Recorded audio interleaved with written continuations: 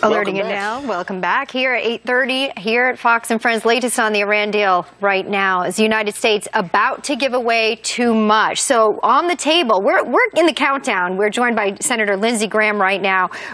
Under 24 hours before this deal is set to be set forward. Right. And Iran had originally put one of the arms of this deal was that they were going to throw some of their stockpile over to Russia. You know, take it away so it can't be used. We trust those guys. Which would have been a great place to put any nuclear material in. On top of limiting centrifuges and, increased inspections. But that one part of this deal sort of throwing a wrench into it all. What do you see in this move? Well, the 2006 Security Council resolution said stop enriching at the UN and remove all highly enriched uranium. We're to the left of that. So my concern is that the deal is going to be a bad deal. And Ben Rhodes said, well, those who want to stop a deal want a war. Ben, I don't want a war.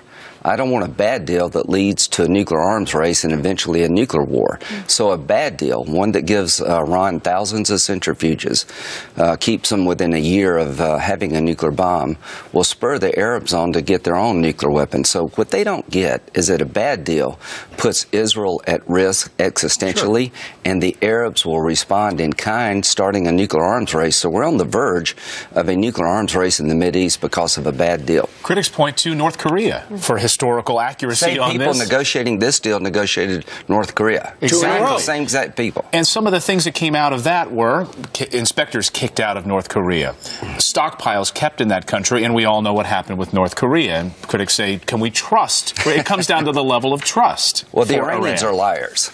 They have been cheating. The two enrichment facilities they're going to be allowed to enrich in, we found by accident.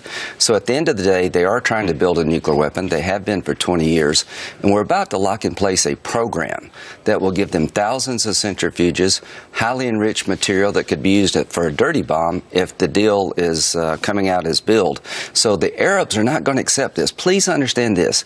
Sunni Arabs are not going to allow us to have a threshold nation in Iran, Shia Persians, hanging a nuclear weapon over their heads. So we're about to start a nuclear arms race with a bad deal. All right. Well, let's hope that at the last minute they say, you know what, this is a stinker. We're walking away. Congress is going to vote on this deal. There's a debate in the White House.